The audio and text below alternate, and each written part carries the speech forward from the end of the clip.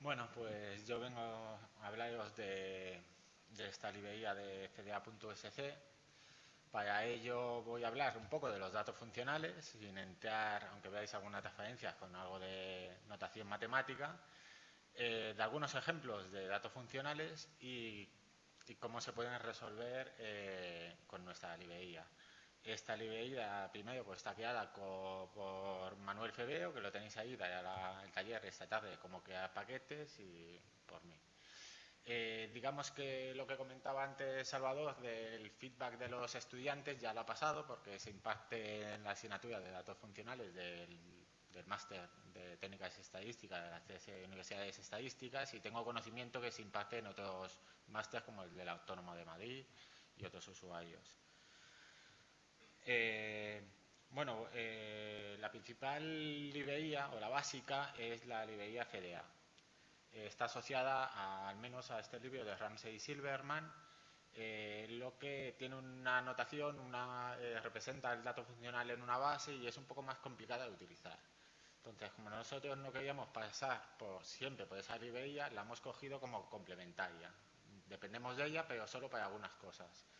Después, otro punto de vista no paramétrico sería el de Ferrati Videu. También hay un libro muy referenciado en datos funcionales, pero tiene su código en la página web, van publicando artículos, investigaciones novedosas y suben el código, pero no tienen un paquete en R.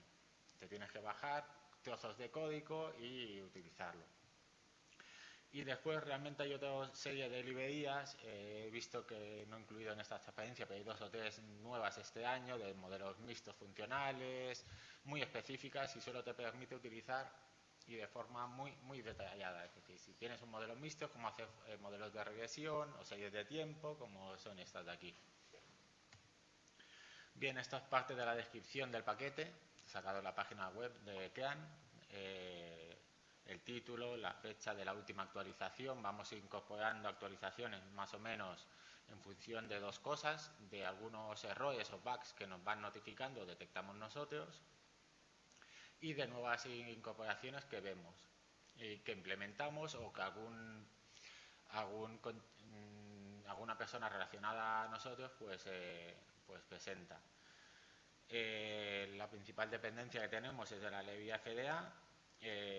Podemos hacer modelos, representar el dato funcional, modelos de regresión, pero dentro del contexto de datos funcionales, clasificación, modelos ANOVA. Si un grupo control o un grupo, un caso, hay diferencias entre las curvas funcionales, análisis de clúster, etcétera. Vamos incorporando, digamos así, la metodología multivariante al contexto funcional. Y aquí, por ejemplo, tenemos lo que comentaba antes en una de las preguntas, una publicación asociada al paquete en el Journal Statistical Software, donde tienes en formato de viñeta cómo usar el paquete, y también tienes el código y el paquete asociado en esta revista. Bien, un poco de definición. El análisis de datos funcionales es la rama de la estadística que analiza datos precedentes de curvas, de una superficie o de cualquier objetos en 3D, de cualquier cosa que vaya en un continuo. Una cosa un poco abstracta. Normalmente este continuo es el tiempo. Por ejemplo, si vamos observando la temperatura diaria cada minuto, cada hora o durante todo un año. También puede ser el espacio, una longitud de onda, una probabilidad. Bueno, vemos aquí algunas definiciones un pelín más teóricas, no vamos a entrar en ellas, porque si no, no veremos toda la presentación. Vamos a ver cómo carga la librería con un simple library. Tenemos varios conjuntos de datos en que la librería consta de unas 170 páginas de ayuda en el manual que podéis descargar de la página web de Kean y también la del grupo Modestia. Aquí tenemos la media en 73 estaciones meteorológicas. Estos datos en su momento fueron públicos, nos los descargamos con un script, como ponía antes una compañera, un .log file, y vamos bajando los ficheros y hicimos nuestro conjunto de datos propio a EMET. Calculamos la media para las 73 estaciones donde estaban los datos bien registrados. Entonces hacemos un data emet, vemos que es una lista que tiene varias componentes. Normalmente usamos el df como resumen de data frame. Aquí están las variables multivariantes, los factores, variables continuos y diferentes variables en la lista, que sería la temp como objeto funcional, la velocidad de viento y el logaritmo de la precipitación. Vamos a ver, por ejemplo, names de esta data frame. Tenemos el indicador, el nombre de la estación, la altitud, la longitud, la latitud, y después hemos definido la clase fdata, que nos permite utilizar de una forma, digamos, vaga o sencilla, el dato funcional como si fuera un vector en R, ¿vale? Para que esta estructura un poco compleja sea más fácil de usar para el usuario. Con lo cual vemos que la clase es de la clase fdata. ¿Qué contiene esta clase fdata? Pues es una lista de varias cosas. La primera son los datos, una matriz en que en cada fila tenemos un dato funcional. En este ejemplo sería la curva de temperatura registrada cada día. Después, unos argumentos es donde hemos registrado esos puntos, que serían los árboles. En el punto 0,5, 1,5, 2,5, hasta 364,51 cada día. Vemos que la dimensión de esta clase fdata, podemos hacer el dim, tenemos 73 curvas funcionales observadas en 365 días. Y el rango de valores está en estos valores. Como he dicho antes, pues podemos trabajar el dato funcional, que realmente es una lista con varias cosas, sobre todo una matriz de datos, un vector, con las típicas herramientas de calcular el valor absoluto, calcular la raíz, ¿vale? Hemos facilitado al usuario que trabaje con esta clase de fdata. Es bastante común utilizarlo en R. Así que podemos calcular el rango de valores de la temperatura de menos 1,6 a 29,05.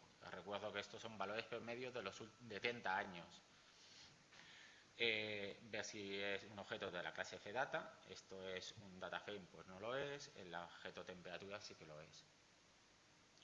Vamos a dibujar nuestros datos. Para nosotros, ¿qué son los datos funcionales hasta el momento en nuestra librería? Los datos son curvas. Esta mañana se hablaba de la curva de llamadas en el 061, de las curvas de salarios, tal vez de la curva de la salinidad con la presión.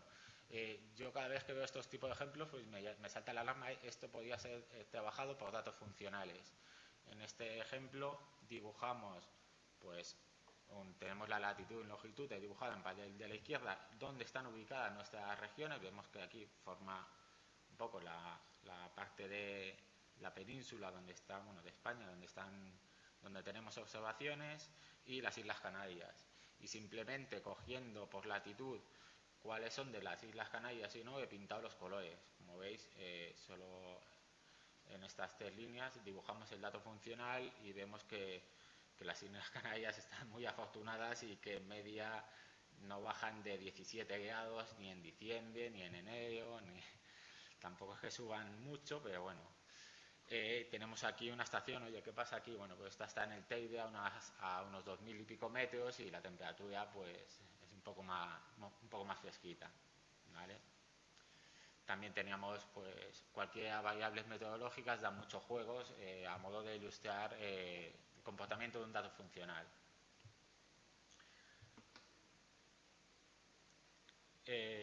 Después, como dependemos para ciertas cosas de la clase fda, pues hemos hecho un fdata to fd para convertir nuestra clase fdata en la clase fd.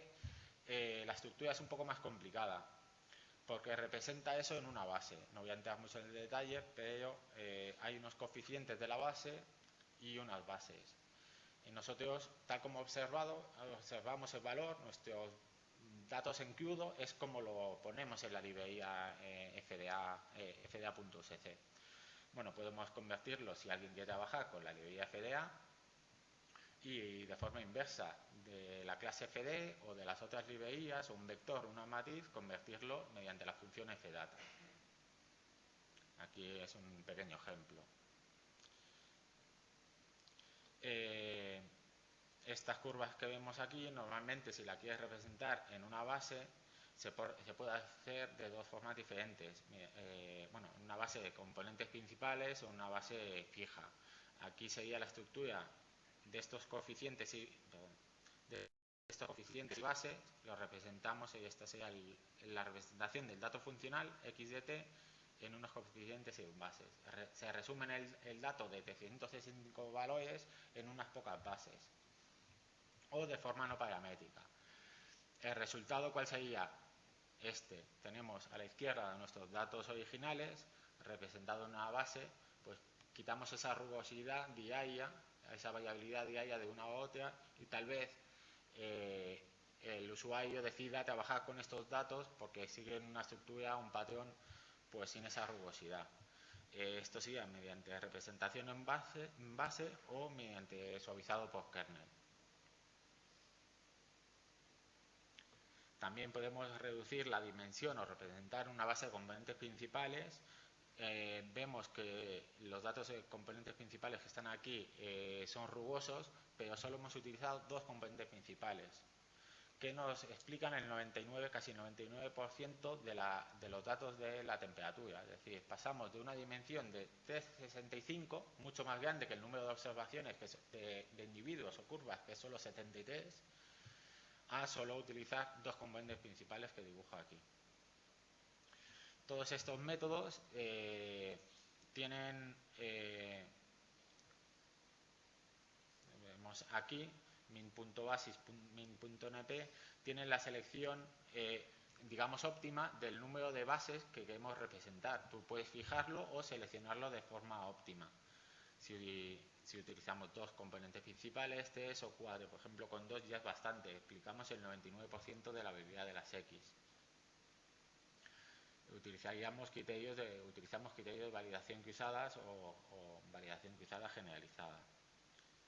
Bien, el dato funcional, igual que tenemos un vector y podemos calcular su media y su variancia, por ejemplo, podemos calcular la curva promedio y la variancia promedio de esos datos funcionales. También aquí entra a juego el concepto un concepto de profundidad que se utiliza en datos funcionales, que es el concepto de profundidad. Digamos que el dato central es aquel que es más profundo, y aquel que está más alejado tiene menor profundidad, puede ser un candidato a dato atípico. Aquí en este ejemplo se tienen los niveles de NOx medidos en una estación de Barcelona, en Poblenou, cada hora. Hemos dibujado en función de su profundidad. Valor en más negro es el dato más profundo, y cada vez que en una escala de gris en más clarito es la curva menos profunda. A la izquierda tenemos los días laborables y a la derecha los días festivos, fines de semana y festivos, porque se observa que el patrón es totalmente diferente. Vemos que hay un pico de contaminación pues en torno a las 8 de la mañana aproximadamente, y después también parece que sube a partir de las 8, no del todo claro. Podemos ver mediante técnicas Bootstrap cuál es la variabilidad de esas curvas promedio. Aquí hemos dibujado en este azul la variabilidad para la curva promedio en los días festivos, y en este rosa para los días laborables. Como he dicho antes, también el dato menos profundo puede ser un candidato a ser un dato atípico. Entonces, esto puede tener interés para ver, en este caso, estas serían las dos curvas, nuestros dos datos funcionales que son datos atípicos en los días laborables, y estas serían en los festivos. Aquí he hecho otro ejemplo, por ejemplo, en datos de consumo de energía eléctrica. Es decir, esto tiene muchas utilidades en muchos de los campos. Cuando antes se hablaba en el Git de los campos de la estadística, pues podíamos resumir los mismos para el campo de análisis de datos funcionales, en genómica, en finanzas, en consumo de energía eléctrica. Aquí, por ejemplo, pinto el dato atípico. Estos son las curvas, la energía, el consumo de energía eléctrica durante 24 horas. Y el primer dato atípico es el primer día de año. Tiene un consumo de energía eléctrica bastante bajo. He hecho esta animación para ir viendo. El siguiente dato era el 37, que es a principios de febrero, el 38 y el 39. Debe de ser que corresponde a días que ha hecho mucho frío y por eso la temperatura, estos son años de 2012, el consumo de energía eléctrica es elevado. También el día 44, 287 corresponde a pasado mañana, pero de hace un año, el día del Pilar, tenía un consumo bajo. ¿Vale?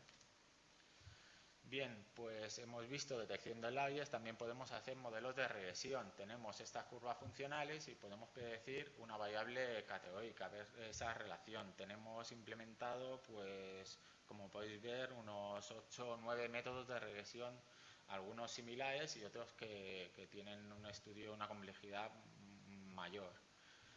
En estos primeros son modelos sencillos, que tienes un dato funcional y una respuesta, simplemente lo pones ahí y ya te da un resultado del estilo de una regresión lineal. Después hemos extendido esos modelos a que tengan variables no funcionales, que sería el clásico modelo lineal, y variables funcionales. También cuando se hablaba de los modelos GAM, pues hemos generalizado el modelo GAM para el caso funcional y también Manolo tiene un artículo que implementa el algoritmo backfitting aditivo en el contexto no paramétrico. Esto sería un poco de fórmulas. Esta sería la variable, en lugar de un modelo lineal tenemos x beta, aquí es el producto interior entre x beta y la respuesta. En este caso, respuesta escalar. A modo de ejemplo, saltando un poco la teoría, vemos estas curvas efectométricas que corresponden a un trozo de carne. Se ha mirado esa curva y se tiene el contenido de grasa, de agua y de proteína. Estos tres contenidos suman el 100%. Aquí queremos ver que a partir de estas curvas cómo predecir el contenido de grasa de esa pieza de carne. Hemos pintado en dos colores un poco para diferenciar que las curvas con grasa mayor de 15 tienen un comportamiento parece diferente de que una grasa bajo contenido en grasa. A veces el dato funcional no recoge toda la información y tiene sentido hacer, por ejemplo, la derivada. Es decir, la información de la relación entre la curva y la grasa está en la derivada o en la segunda derivada y no propiamente en los datos funcionales, como se puede ver en este gráfico. Hemos ajustado el modelo. Aquí hacemos dos instrucciones, frg base y representación en base del dato funcional y la respuesta que es el contenido de grasa, e incluso hacemos un summary. Nos da una salida en texto y también un resultado igual que el modelo, prácticamente igual que el modelo de regresión lineal que está en el paquete stats. Vemos que aquí sale el R cuadrado del 96%, es decir, un modelo que explica muy bien el contenido de grasa. Prácticamente tenemos solo un posible candidato a dato atípico, los residuos son normales. Bueno, esto es estadística básica, ¿vale? Tenemos funciones que realizan lo mismo de forma no paramétrica. Aquí con componentes principales, PLS, estos serían de forma paramétrica y el NP de forma no paramétrica. Germana, Nerios y Vieu extendieron este modelo no paramétrico que veis aquí arriba, en el que permite meter covariables reales. Los argumentos que permiten estas funciones que veis aquí, que no pongo ninguno y están por defectos, pero pueden ser varios: selección de la base, del parámetro suavizado, por ejemplo, estos son del kernel, el tipo de kernel que se utiliza, el tipo de métrica, es el cálculo entre distancias entre curvas, En L2, si se hace una derivada, si se utiliza una base de Fourier, el usuario, hay un montón de utilidades que el usuario puede usar una vez que ya está metido en el tema. Aquí utilizamos unos K vecinos, un tipo de suavizado por K vecinos más cercanos, es decir, que se cogerían solo 5 vecinos más cercanos, y el modelo no paramétrico explica el 92% y cuando se incorpora el agua explica el 98%. Estos modelos, esta parte de aquí, antes del segundo más, esta parte sería el modelo lineal y aquí sería la inclusión de varias variables funcionales. Las que quieras tener, la derivada, la segunda derivada, otra que digas esto es un dato funcional o no funcional, un factor, se puede incluir en el modelo. Y es la estructura del modelo lineal. Tenemos una fórmula y tenemos unos datos. El dato es una lista con 2 elementos, un data frame y los datos funcionales. Y vemos que la salida es del objeto LM. Estos son de las, como hemos visto antes, se reconoce, hemos implementado funciones summary, de coeficiente, igual, métodos STs, que el usuario puede utilizar estructuras complejas de datos funcionales, pero de una forma sencilla, con resultados en R bastante sencillos. Esto podemos generalizarlo para modelos en que, cuando comentaba Salvador de gaussianidad, pues si no se cumple y tenemos modelos que la respuesta es una proporción, pues sería el caso de una binomial, o tenemos en epidemiología un conteo, las muertes, pues sería un modelo de Poisson. Bueno, estos son, me voy a saltar un poco, bueno, como comentaba antes, en epidemiología hemos relacionado en un estudio reciente las temperaturas que están aquí arriba, aquí, con la tasa de gripe, por ejemplo. Se ve que para predecir la tasa de gripe de la siguiente semana o de aquí a un mes, tiene sentido ver, bueno, hemos observado que corresponde un aumento de las tasas cuando hace olas de frío, sobre todo durante unos cuantos días. Esto sería el gráfico, por ejemplo, para un periodo epidémico y para un periodo no epidémico, que las tasas pues prácticamente son muy bajas. Modo de ejemplo es esto de ola de calor. Estos son todos ejemplos que digo, bueno, ¿qué modelos medioambientales, digámoslo así, puedo utilizar solo a partir de la temperatura, la trayectoria de la temperatura en los últimos días, en el espacio, en el tiempo, por ejemplo? Pues podemos modelar temas de incendios, el riesgo de incendios, en ola de calor, la mortalidad. Consulté esto hace unos días, cuando yo trabajé en el departamento de epidemiología, cuando ocurrió esta ola de calor y bueno, las noticias salían mucho en Francia, que tuvieron, según ellos, unos 3.000 exceso de mortalidad, pero realmente fueron 10.000. En el departamento del Ministerio de Sanidad dijo 160 en España, mientras el Servicio Nacional de Epidemiología, que pertenece a ese departamento, dijo que eran 6.500. Es un tema delicado y se puede decir, los controles de aviso a la ciudadanía, pues ve si esa temperatura supera los 35 grados en la costa, 40 grados en el interior, para dar aviso pues a urgencias, a todo el mecanismo. Bueno, este ejemplo me lo salto, es un pequeño ejemplo, bueno, un estudio que hice con molinos de viento. Cómo utilizar los modelos lineales generalizados, pues la misma estructura funcionales que en lo que hay en la actualidad en el GLM. Tenemos una fórmula y lo que he dicho antes, lo único que tienes que matizar es que ahora en este caso el contenido de grasa es 0,1, 0 si la grasa es menor de 15, simplemente parametrizamos esta variable y decimos que nuestro link es el binomial. Los aditivos el modelo del paquete MGCV lo tenemos implementado en la función FRGSAM y de forma no paramétrica en este artículo reciente, 2012 la versión online, 2013 la versión ya en papel de febrero de Manolo y Vences. Un pequeño ejemplo de clasificación que tenemos, sería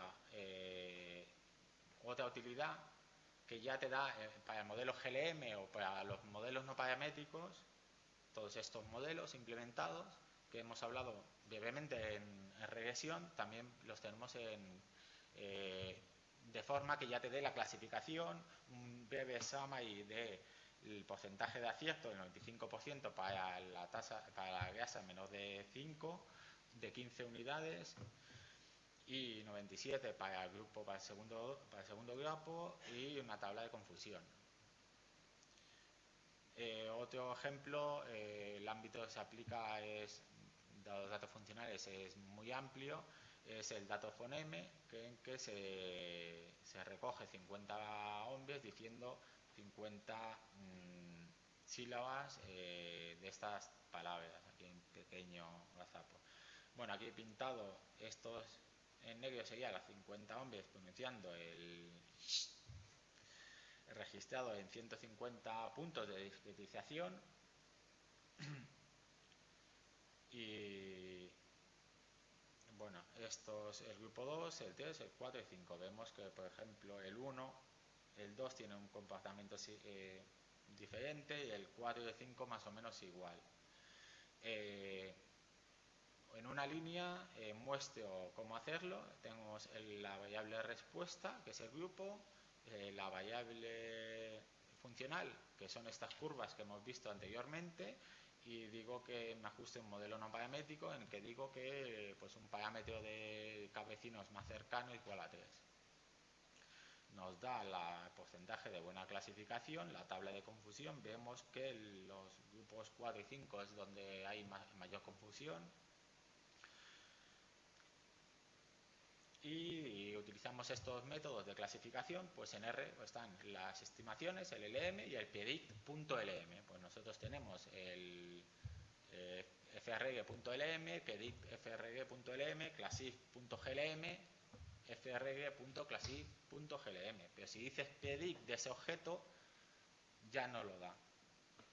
Aquí he puesto predict.classif, pero directamente con predict también tenemos este trabajo de utilidades que hace más sencillo al usuario trabajar con este paquete.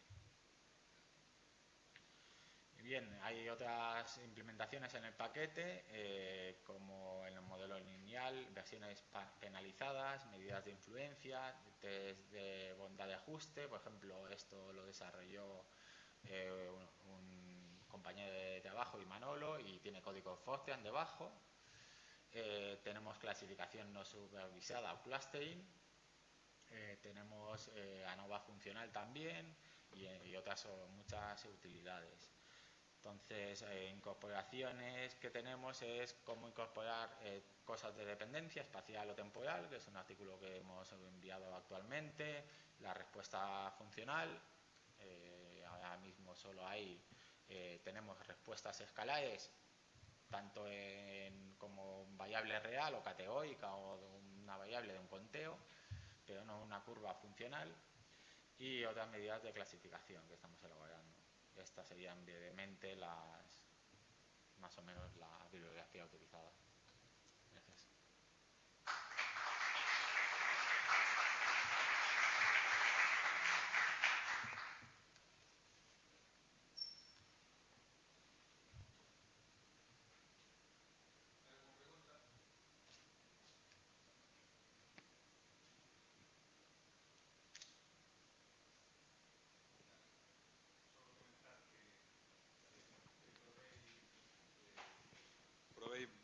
Atopeime con datos funcionais traballando con empresas por varios sitios.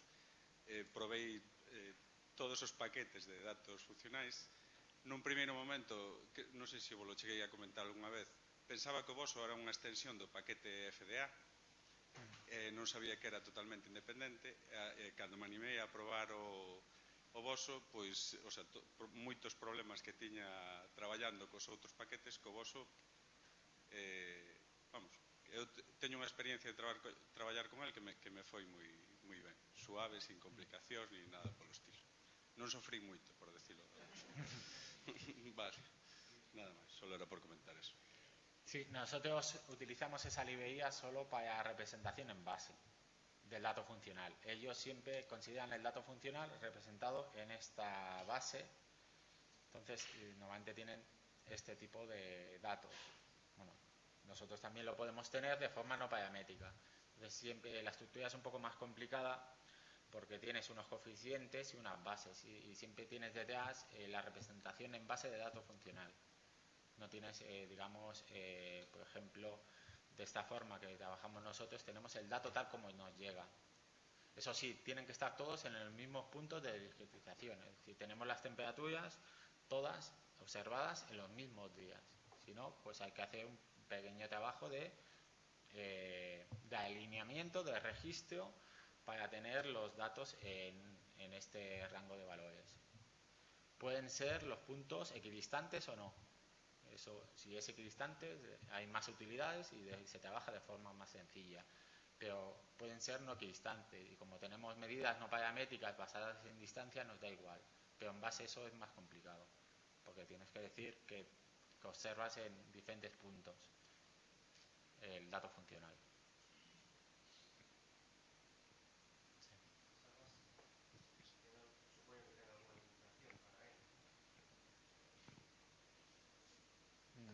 La limitación, lo que comentaba y te respondía anteriormente, comentaba con mayor detalle, compañero. Yo trabajé el número de lo que te aguante la memoria del ordenador realmente. Yo he trabajado con datos de incendios en un ordenador, en ese portátil, a los 4 millones se quedaba muerto y eso me vino bien porque llegué a tener un ordenador más potente, 64 bits, y me cargaba los 20 millones de datos. Claro, si después decía, hay algunas herramientas que te puedes echar un café para calcular, pues eso, pero bueno, trabajar de limitación. De hecho, vemos que aquí tenemos 73, la n es 73 y el problema en los datos funcionales es la longitud donde observas. Es decir, por eso aquí tenemos 365 y esto realmente es poco en datos funcionales. Datos espectrométricos como este, que estaba pensando si poner o no, se registran en 1000, 2000 o 10.000 puntos, por ejemplo. Entonces es muy interesante resumir también esa información para tener un conjunto, bueno, un dato funcional representado de una forma más discreta. De hecho,